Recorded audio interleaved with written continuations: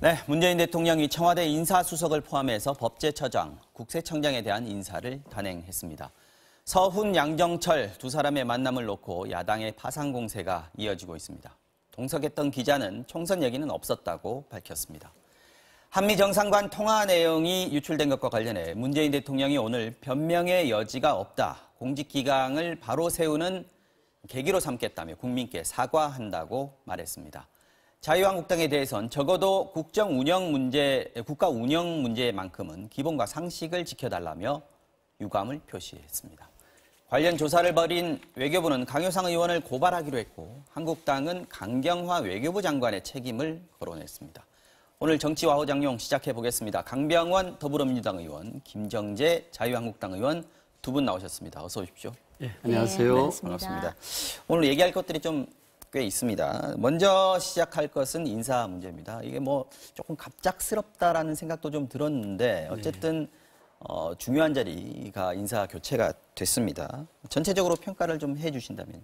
일단은 뭐 제가 봐서는 이제 집권 3년 차에 들어섰지 않습니까? 아마 좀 분위기 쇄신하는 부분이 좀 큰 것 같고요. 분위기 쇄신. 지난 23일 외교부 등 9개 부처의 차관 인사가 있었습니다. 아마 그 후속 차관 인사들을 좀. 경질의 모양새는 이제 시기상으로 봐서 조금 피하면서 사실상 내용상으로는 경질의 의미도 좀 들어있다 이런 의미이신 것 같은데 김정재 의원께서는 어떻게 생각하시는지요? 지금 한국당에서는 계속 이제 조남매, 네. 조현옥 수석하고 조국 수석 계속 물러나라, 경질시켜라라고 요구를 해왔는데 이제 일단 조현옥 수석은 물론 교체가 됐습니다. 이게 경질인지 아닌지는 한국당의 판단 어떻습니까?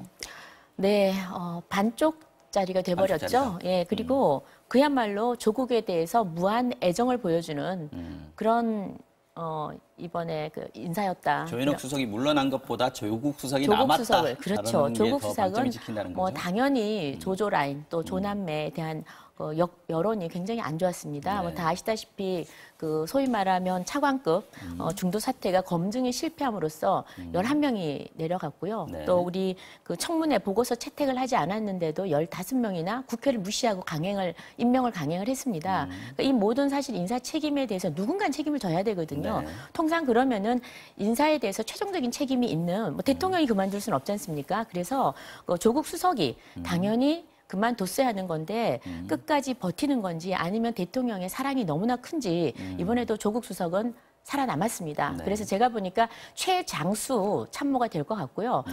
그리고 이번에 이 살아남은 게 또 어떤 의미를 주냐면은 소위 말하면 인사나 사정에 있어서 막강한 권력을 한 손에 다 쥐는 겁니다. 그래서 이번에 뭐 그 법제처장이라든지 아니면 그 3명 국세청장 네, 네. 세 분에 대해서 인사를 법무비서관하고 인사를 단행했지만 법무비서관이나 법제처장 이런 분들은 다들 결국 조국 수석 그늘 아래 있지 않나 그런 생각이 들고요. 그리고 지금 조국 수석에 대해서는 사실 인사 검증 실패도 있지만 누누이 얘기했지만 청와대 기강이 엉망이 됐습니다. 뭐 수많은 사람들이 지금 뇌물수수 혐의 또는 뭐 음주운전 뭐 등등으로 네. 기강이 형편이 없게 나빠졌음에도 불구하고 지금 그대로 있는다는 것은 이 대통령이 뭔가 조국에게만 애정을 보여주지 않는가 이런 생각이 들고요. 알겠습니다. 특히나 이번에 사법부에서 지금 또 법제처장이 청와대 이틀 만에 들어갔다가 소위 말하면 부장판사했다가 또 법무비서관으로 갔다가 법무비서관은 그야말로 대통령의 비서입니다. 대통령의 비서가 다시 법제처장으로 소위 법령을 해석하는 그런 아주 가장 객관적으로 일해야 될 그런 자리에 다시 간다는 거. 그래서 이제 사법부가 더 이상 그 법관이 판결로 얘기하는 게 아니라 이제 정권의 눈치 보기, 정권의 줄만 잘 서면 출세를 할 수 있다. 이런 잘못된 생각을 주지 않을까. 그게 네, 심히 우려가 됩니다. 네. 김혜숙 신임 인사수석 같은 경우에는 네. 법제처장 때도 그랬지만 뭐 법무법인 부산에서 문재인 대통령 밑에서 일을 했던 변호사였는데요. 이게 뭐 당연히 인사수석이 문 대통령의 어떤 정치적인 철학이라든지 인사의 철학이라든지 이것들을 잘 반영할 수 있어야 된다는 측면에서 긍정적인 측면이 있는가 하면 또 회전문 인사 아니냐, 법제처장에서 또 인사수석으로 가는 거 이런 비판들도 있어요. 또 너무 가까운 사람만 옆에다 두는 거 아니냐 이런 표현인데 어떻게 생각하십니까? 예, 일단 뭐 인사수석이라 그래가지고 뭐 대한민국에서 가장 마당발을 세우는 건 아니지 않습니까? 대통령의 이 국정 철학에 대한 이해도가 높고 이런 것들 잘 구현할 수 있는 적재적소의 인사를 골라내는 선택해내는 일들을 실무적으로 하는 게 인사수석의 역할입니다. 그런 의미에서 과연 이제 그러기 때문에 인사수석은 저는 뭔가 철학과 관점이 있는 게 저는 중요하다고 봅니다. 이번에도 이제 그 아까 말씀드렸습니다만 최종 후보자나 조동 후보자 같은 경우는 국민의 눈높이에 맞지 않았지 않습니까? 검증 과정에서 청와대가 내세운 기준에 걸리는 건 없었다 할지라도 우리 국민의 눈높이에는 좀 맞지 않아서 우리 국민들이 좀 실망을 했었습니다.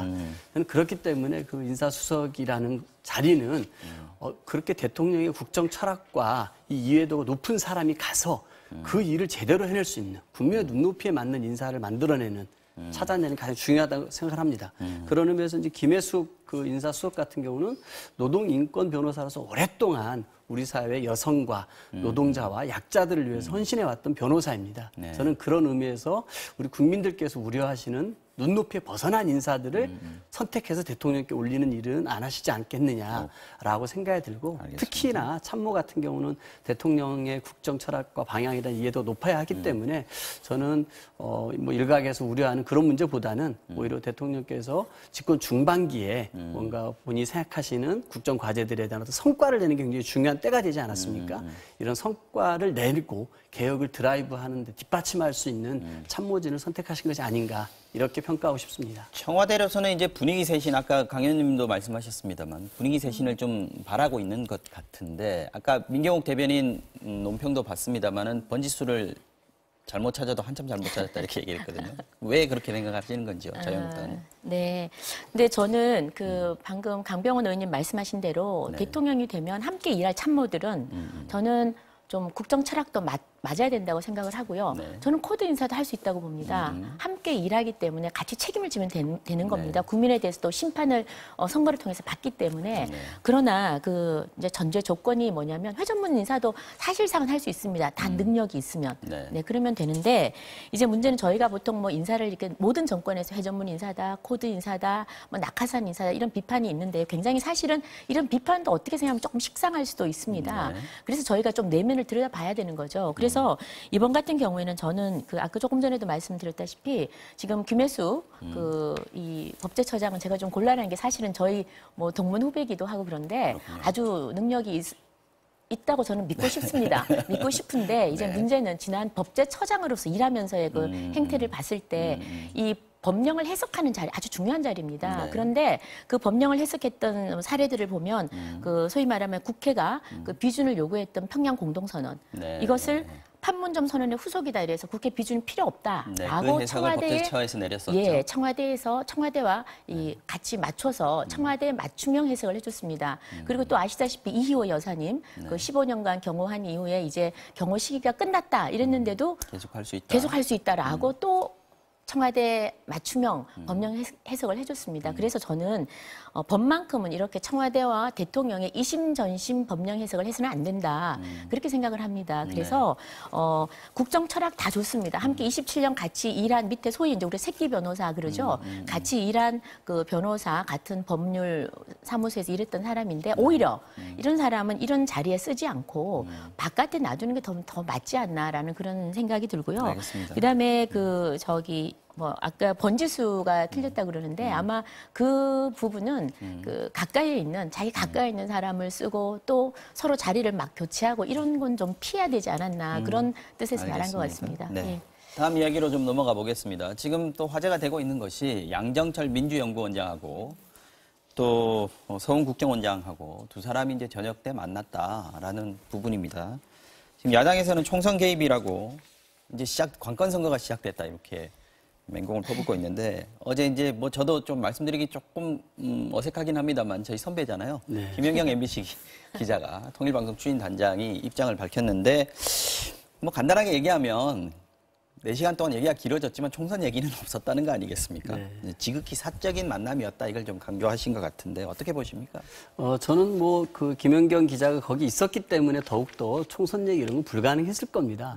아마 우리 김연경 기자 같은 경우는 이 북한 문제에 대해서 우리 중견 언론인으로서 전문가 아닙니까? 네. 아마 그렇기 때문에 제가 봐서는 서훈 원장님과 오래전부터 그런 어떤 사적인 관계들을 가져오셨을 것 같아요. 그게 뭐 취재원과 기자의 관계에서 출발했을지는 모르겠습니다. 오래된 관계죠, 제가 알기로는. 예, 아마 네. 그럴 겁니다. 저는 그런 의미였고. 학자로서도 있으니까요. 예, 만약에 총선을 국정원장하고 민주연구원장이 논의하는 자리라면은 거기에 중견 언론인을 끼우고 강남에 있는 식당에서 보고 이러지 않았을 것 같아요. 좀 그렇죠. 더 비밀스럽고 은밀하고 그렇게 무슨 뭐 기자들이 따라붙어가지고 촬영할 정도로 허술하게 국정원장과 민주연구원장이 만나지 않았을 거라고 봅니다. 근데 이제 이게 좀 이렇게 충분히 그 양정철 원장도 해명을 했고 사적인 자리였고 이렇게 김연경 기자가 나서서까지 총선 얘기가 없었다고 했음에도 불구하고 이게 왜 커지느냐. 저는 이거를 한번 좀 볼 필요가 있을 것 같아요. 왜 커집니까? 제가 봐서는 자유한국당 같은 경우는 한 달 동안의 장애투쟁을 5월 25일에 마무리를 했습니다. 그러면 이번 주 같은 경우에는 지난주도 얘기했습니다만 5월 27일에 좀 국회에 와서 총리께 추경연설을 좀 하게 하고 추경 문제 본격적으로 논의합시다. 국회 여는 문제가 아마 온 국민의 관심이 집중이었을 거예요. 근데 황교안 대표는 국회 열 생각이 전혀 없었던 겁니다. 그러는 와중에 이 사안이 터지니까 얼씨구나 너무 잘 된 거죠. 그래서 뭐 이게 관건 선거다, 총선 개입을 했다라고 온갖 억측을 여기에 쏟아부어서 이 사안을 키우고 있는데요. 네. 저는 이게 좀 과한 주장이라고 생각을 들고요. 특히 뭐 강효상 의원의 국가기밀 사건으로 통해서 한국당이 온통 지금 보수 인사들까지 나서가지고 그거는 잘못했다라고 한국당을 두드러 패고 있는 거 아닙니까?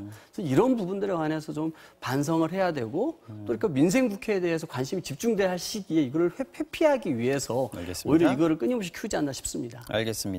오늘 지금 말씀들이 다 이렇게 좀 길게 하셔서 주고받았으면 좋겠네요. 알겠습니다. 말씀을 좀 길게 하셨습니다. 어쨌거나 지금 야당은 부적절한 만남이라고 얘기하고 있습니다. 이게 다른 사람이 아니고 국정원장하고 또 양정철이라는 이름이 갖는 어떤 무게 같은 것들이 좀 있어서요. 아무리 기자가 동석을 했다고 하지만 이 자리 자체가 부적절한 거 아니었느냐 얘기고 있고 나경원 원내대표 같은 경우에 정치 공작의 냄새가 난다 이렇게까지 얘기를 하셨습니다. 지금 어떻게 보고 있는지요? 네.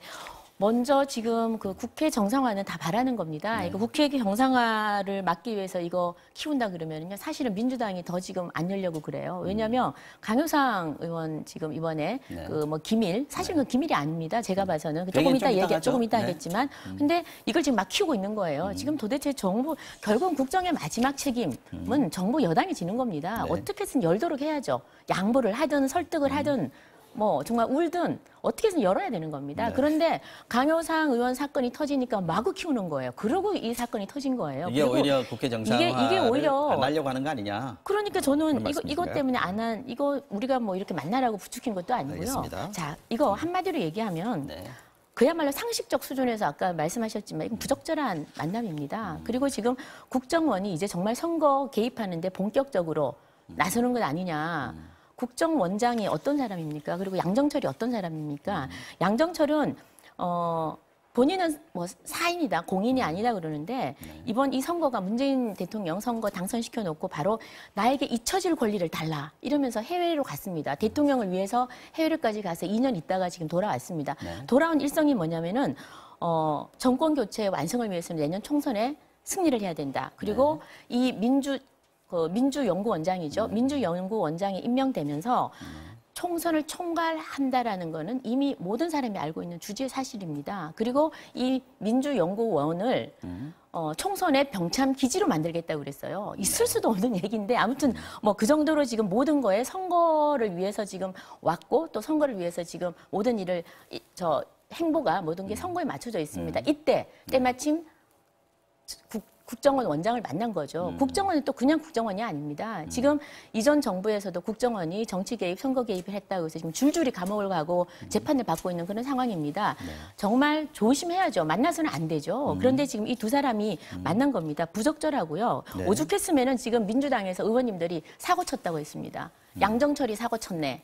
그랬거든요. 지금 그래서 지금 이 부분에 대해서는 지금 국정원장이 명백히 국정원법을 지금 위반해서 저희 자유한국당에서 어저께 고발을 했습니다. 정치 정치 관여를 해서는 안 되는 금지해야 되는 국정원법 구조에 의해서 지금 고발을 했고요. 여하튼 이 부분만큼은 저희가 자신 있다면 어저께 국정원장이 자유한국당 의원들이 국정원을 방문했을 때 그렇게 도망가면 안 되는 겁니다. 당당하면 나와서 얘기를 했어야죠. 그렇게 그 기자, 동석에 있던 기자가 이상하게 하는 이야기 말고 자기가 본인이 당당하게 얘기를 했어야 하는 겁니다. 그런데 어저께 우리가 간다는 거를 분명히 알렸음에도 불구하고 그냥 도망가 버린 겁니다. 그래서 이 부분은 정확하게 왜 만났는지, 무슨 얘기를 했는지 정확하게 밝히면 될 일이고요. 네, 그다음에 알겠습니다. 양정철 이분도 본인이 사인이라고 그러는데 하나 분명히 알아두셔야 될 게 공인입니다. 민주연구원은요, 지금 정당의 그 소위 말하면 자유한국당의 여의도 연구원처럼 민주연구원이 있는데요. 국고 보조금을 받는데 100억을 받습니다. 1년에. 1년에 100억을 받는데 그리고 자기 밑에 부위원장이 초선 의원이 3명이 있고 부위원장이 5명이나 있습니다. 네, 이번에 그중에 그렇죠. 현역 의원이 3명이나 있는데 3선, 4선급이에요, 지금. 그런데 본인이 사인이라뇨. 그리고 무거운 책임감을 느끼고 해야 될 자리고요. 네. 지금 이렇게 국정원이 또다시 이 소위 말하면 적폐를 만들어내는 선거에 개입하고 선거 개입의 의혹을 불러일으키는 이런 행동을 알겠습니다. 해서는 안 된다고 줄여주십시오. 봅니다. 강 의원님, 오늘 문재인 대통령의 입장을 밝혔습니다. 크게 두 가지입니다. 하나는 이거 어쨌든 국가 기밀이 유출된 거 정부로서는 국민께 사과를 드릴 수밖에 없는 일이다. 뭐라고 변명해도 여지가 없다라고 얘기를 했고 또 하나는 자유한국당에 대해서 비판을 했습니다. 네. 굉장히 좀 어떻게 보면 좀 작심하고 비판한 거 아닌가 이런 생각도 드는데요. 어떻게 보셨는지요? 일단은 그 정상 간의 통화라든지 정상회담 대화 같은 경우는 철저히 기밀로 유지가 되고 있고 양 정상 간에 합의된 내용 이것만 발표하자라고 합의한 것 말고는 다 수십 년간 묻어놓지 않습니까? 네. 그건 뭐 국제사회에서 외교 관계에서 너무나 당연한 일이라고 생각합니다. 그런데 우리나라가 지금 굉장히 미국에게 굉장히 곤란한 입장에 처한 겁니다. 네. 기밀이 허술하게 관리가 됐고 또 그렇게 된다면 어떤 나라도 우리나라와 정상 간의 대화가 뭐 비밀이 보장되지 않는다라고 하면은 어떻게 되겠습니까? 저는 그런 의미에서 결국은 대통령의 이 사과는 우리 국민들에게 대한 사과일 수도 있지만 미국에게도 우리가 이런 부분들을 제대로 관리하지 못한 것에 대해서 유감을 표시한 것이라고 저는 볼 수도 있다고 봅니다. 우리 알겠습니다. 국민들이나 미국에게도요. 저는 그리고 강효상 의원이 여러 가지 말로 뭐 온갖 궤변에 변명을 내놓고 있는데요. 이거는 국익을 배신한 범죄 행위입니다. 형법 113조에 명백하게 그 외교상의 기밀을 탐지 수집하고 또 이 누설한 자에 대해서는 5년 이하의 징역을 처하게 돼 있습니다. 네, 그 부분은 저희가 저희 김정자 의원님 말씀 듣기 전에 이 오늘 문 대통령의 발언 어떤 내용이었는지 잠깐 좀 짧게 듣고 대담을 이어나가도록 하겠습니다. 정부로서는 공직자의 기밀 유출에 대해 국민들께 사과의 말씀을 드립니다. 한편으로 외교적으로 극히 민감할 수 있는 정상 간의 통화 내용까지 유출하면서 정쟁의 소재로 삼고 이를 국민의 알 권리라거나 공익제보라는 식으로 두둔하고 비호하는 정당의 행태에 대해 깊은 유감을 표합니다. 네, 문 대통령 말씀 들어봤는데요. 지금 두둔하거나 비호하는 정당의 행태에 대해서 깊은 유감을 표한다. 이게 이제 자유한국당에 대해서 문 대통령이 한 얘기인데요. 자유한국당에서는 어떻게 받아들이십니까? 대통령이 여기에서 정말 번지수를 잘못 짚은 것 같아요. 그렇습니까? 예. 지금 제가 하나만 묻고 싶습니다. 이번에 이 사건은요, 아주 간단한 사건이에요. 네. 두 정상 간의 대화가 있었습니다. 그런데 트럼프가 일본은 방문하는데 지금 한국을 방문할 계획이 없는 거예요. 네. 그래서 대통령께서 소위 말하면 전화로 부탁을 한 겁니다. 네. 한국 좀 들러줄 수 있느냐. 그랬더니 트럼프가 시간이 없어서 그러면 잠깐 들러서 주한미군들하고 그냥 잠깐만 인사하고 나는 바로 가야 되겠다. 이 내용입니다. 아주 네. 간단한 겁니다. 네. 자, 이 통화가 끝나자마자 청와대는 고민정 대변인을 통해서 발표를 했습니다. 앞으로 향후에 방안에 대해서는 트럼프의 방안에 대해서는 긴밀 협의하기로 했다라고 발표를 했습니다. 네. 그러고는 우리 강효상 의원이 그게 아니라 방안을 요청했다라는 걸 내보냈죠. 자, 그러면 이 고민정 대변인이 한 브리핑은 가짜 거짓말 브리핑이에요. 정상 간의 대화를 대변인이 거짓말로 브리핑을 한 겁니다. 국민을 속였습니다. 첫 번째. 그다음 강효상 의원이 그 얘기를 하니까 사실무근이라고 펄쩍 뛰었습니다. 그리고 책임져야 한다라고 했습니다. 자, 사실무근이라는 건 강효상 의원이 거짓말을 안 한 거예요. 그런데 왜 외교부 공무원들의 핸드폰을 다 수거해서 털고 났습니까? 완전히 털었습니다. 털어서 발견을 한 거죠. 그러고는 외교공무원한테 네가 소위 말하면 알려줬지라고 한 겁니다. 그랬는데 그 내용을 보면 자, 기밀이라고 그러는데요. 저는 기밀이라고 생각을 하지 않는 게 이 내용이 기밀이 상급 기밀이라고 그러면은 국가의 위해를 가야 됩니다. 그런데 그 내용이 만약에 미국 트럼프가 1박 2일로 한국을 방문하겠다. 그런 내용이었다면 바로 속보로 나갔을 겁니다. 그래서 결국은 이 정상간의 대화가 나한테 유리하면 바로 속보로 나가는 겁니다. 나한테 불리하면은 감추는 거죠. 그래서 기밀로 지금 둔갑을 시킨 겁니다. 그래서 저는 이번에 그리고 두 번째 또 주장하는 게 뭡니까? 국익훼손이라고 주장을 합니다. 자, 국익이라는 게 뭡니까? 국익훼손은 두 가지 잠깐만요. 일단 국익훼손을 다음에 얘기하고 네네. 지금 이제 기밀이냐 아니냐 또 강효상 의원도 지금 기밀이 아니고 이건 상식이다 이렇게 얘기하고 상식이죠. 있는데 이 네. 부분에 대해서 강 의원님께서 얘기를 해주시죠. 일단은 뭐 그 강효상 의원의 뭐 아마 좀 요청, 뭐 강요가 있었는지 검찰 수사에서 밝혀지겠습니다만 그 K 참사관 같은 경우는 강효상 의원이 그런 식으로 포장할 줄 몰랐다 이런 거 아니겠습니까? 그래서 본인 스스로가 이거 기밀이라고 얘기를 하고 있고 이 법으로 이미 기밀이라고 정의가 되어 있는 사항을 기밀이 아니라고 말씀하시는 것은 맞지 않다고 봅니다. 기밀에 대해서 등급을 좀 그렇게 생각을 하고요. 좀 봐야 될 것 같은데요. 형법 113조에 나와 있습니다. 외교상의 기밀 누설한 자 5년 이하의 징역에 처하게 돼 있고 이 정상 간의 대화록 같은 경우는 기밀 상급으로 되어 있고 출자하게 볼 수 있는 사람들 제한되어 있는 것은 다 아실 것입니다. 그럼에도 불구하고 기밀이 아니라고 하는 것은 좀 우리 국민들 설득하기 맞지 않다라고 생각이 들고요. 왜 반기문 전 유엔 사무총장이 그건 옳지 않은 행동이다고 얘기를 했겠습니까? 천영우 전 외교안보 수석이 왜 이런 말을 똑같이 하겠습니까? 한국당 내 중진 의원이고 외통위원장인 윤상현 의원까지 정쟁을 위해서 국익을 해치는 행위는 안 된다라고까지 얘기를 하고 있지 않습니까? 근데 오로지 황교안 대표하고 나경원 원내대표만 이게 뭐 외교 무능을 지적하기 위한 것이었다. 뭐 굴욕 외교와 국민 선동을 일깨워준 공익제보다 저는 이거 정말 국민의 정서와 너무 동떨어진 얘기라고 생각하고요. 자당의 의원의 잘못에 대해서는 따끔하게 충고할 수도 있고 그럴 때만이 제1야당의 지도자로서 쓰는 것입니다. 오히려 무턱대고 감쌀 게 아니라고 생각하고요. 저희는 이 국회 폭력사태 재발방지하기 위해서 고발했지 않습니까? 고발 철회할 마음도 없고요. 이 강효상 의원권도 철저하게 저희가 징계뿐만 아니라 고발을 해서 다시는 이렇게 정쟁을 위해서 국가 기밀을 악용하는 사례를 막아야 된다고 생각합니다. 민주당은 물론이고요. 지금 외교부도 고발을 하겠다 이런 방침을 그러니까 내고 지금 있습니다. 여태까지 지금 이번에 이 사건을 보면서 제가 이게 없었으면은 이 외교 참사, 외교 실패를 무엇으로 막았을까 이런 생각이 듭니다. 강효상 의원의 발언이 없었다면? 네네. 그래서 그렇습니까? 이 지금 여태까지 지금 문재인 대통령의 외교 참사는 다 알고 있지 않습니까? 미국과의 관계를 엉망진창으로 만들어놨습니다. 소위 말하면 한미 관계가 이번에 이 한국을 한번 방문해 주시겠습니까? 아이고 바빠서 못 가겠네요. 이 발언에 대해서 지금 미국이 뭐라고 이의 제기를 했습니까? 단 한마디 한 게 없습니다. 그런데 한미 관계에 지금 뭐 국익의 훼손이 됐다 어쨌다 이러는데요. 제가 봐서는 국익 훼손이 아니라 문재인 대통령 체면이 구겨진 겁니다. 체면 훼손입니다. 너무나 창피스러운 거죠. 소위 말하면 남몰래 부탁을 했는데 퇴짜를 받은 거예요. 이 결과가 좋았으면은 아까도 말이 좀 바로 속보로 떴을 겁니다. 트럼프 국익이 훼손된 게 아니라 체면이 훼손됐다 이렇게 말씀하시는 건데. 체면이 훼손된 건데 자, 상급 기밀에 대해서 얘기를 하겠습니다. 기밀이라는 거는 여기 정의에 나옵니다. 누설될 경우에 누설도 물론 중요합니다만 더 중요한 조건이 있습니다. 국가 안전 보장에 해를 끼칠 우려가 있는 비밀을 상급 비밀이라고 합니다. 자, 그리고 제가 좀 하나 말씀을 드릴게요. 정청래 의원도 지난번에 한미 정상 간의 전화록을 자기가 핸드폰에 가지고 있다 그러면 자랑을 한 적이 있죠. 자, 그런데 그때는 내용이 다 좋은 거였어요. 평창 올림픽 때 군사훈련을 서로 양국이 하지 않는다.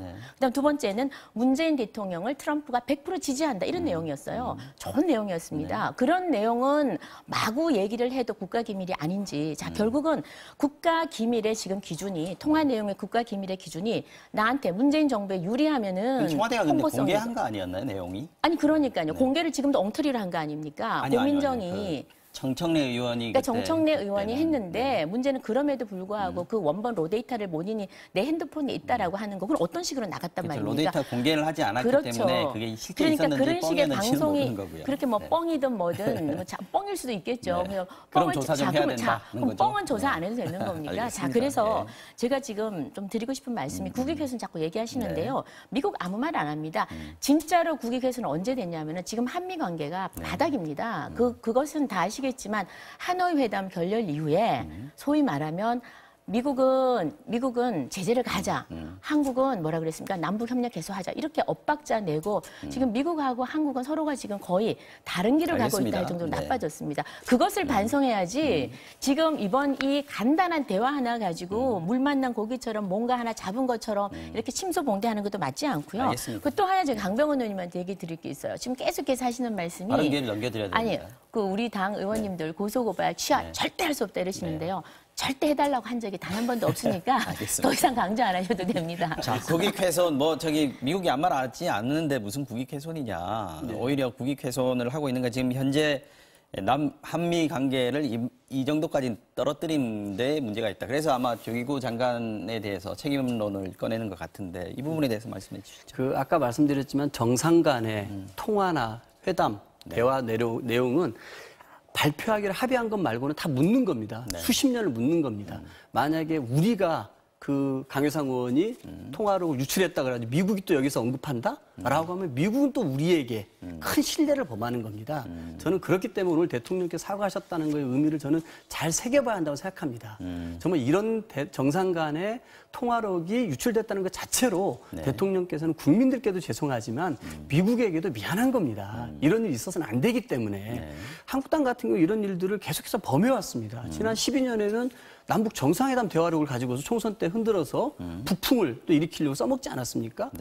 또 뭐 심재철 의원 같은 경우 작년 국감 때 국가 재정원을 다 해킹해가지고 그걸 가지고 또 털어가지고 했었는데요.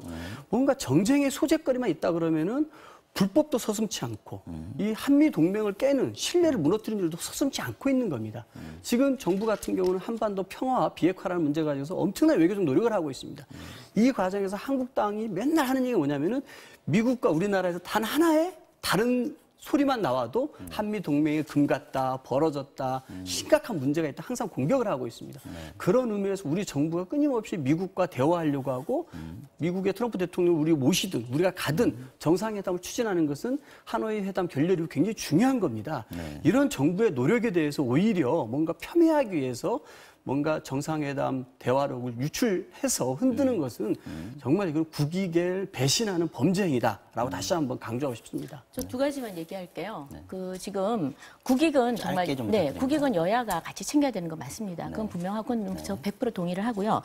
문제는 지금 아까 말씀하셨는데 지금 외교상 국가기밀 누설죄, 외교상 기밀 누설죄죠. 이걸 좀 해당된다고 그랬는데 이 법 전문을 좀 보면은요. 이것은 누설 대상이 외국입니다. 외국입니다. 여기서 미국이 되겠죠. 그럼 미국이 아니라면 뭐 다른 나라든지 아무튼 그 나라의 기밀을 누설해야 되는 겁니다. 근데 우리 대통령이 한번 와주시겠습니까?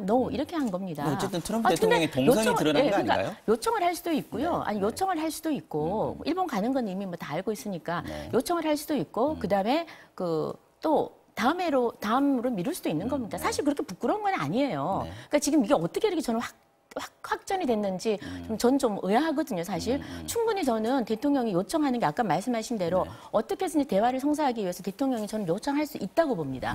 그래서 이 부분에 대해서 이렇게 서로가 과대 이렇게 전쟁이죠, 지금. 여야가 이런 식으로 가면 저는 국회 정상화하는 데도 상당히 문제가 있다고 보고요. 여기에 지금 대통령까지 지금 되겠습니다. 같이 들어온 것도 문제고요. 그다음에 외교관들이 지금 이 부분에 대해서 한마디씩 한 거는 저는 이전 정부에서 지금 많은 외교 문서들이 있습니다. 국정원 문서도 있습니다. 30년 동안 봉인하게 돼 있습니다. 그런데 문재인 정부 들어와서 지금 불과 몇 년 되지도 않은 정보를 적폐 TF팀을 구성해서 마구잡이로 열고 있습니다. 캐비넷 안에 넣고 필요할 때마다 열고 있습니다. 윤병세 외교부 장관이 지금 재판을 하면서도 강제징용 배상에 대해서도 외교 문서를 절대로 열면 안 된다 했는데도 이 정부가 다 열었습니다. 그래서 이번에 이 외교관들이 이번에 일뿐만 아니라 모든 전체적으로 외교 문서라든지 국가 기밀은 우리가 철저히 보호해야 된다라는 차원에서 저는 얘기를 했다고 보고 그건 저는 맞다고 봅니다. 그러나 이번 이 사건과는 알겠습니다. 조금 별개다. 그런 말씀을 드립니다. 시간이 다소 많이 지체가 돼서요. 제가 강병원 의원님 말씀은 좀 못 듣고 마무리를 해야 될 것 같습니다. 오늘 정치와 호장용 여기까지 하겠습니다. 더불어민주당의 강병원 의원 그리고 자유한국당의 김정재 의원 두 분이었습니다. 오늘도 고맙습니다. 네, 감사합니다.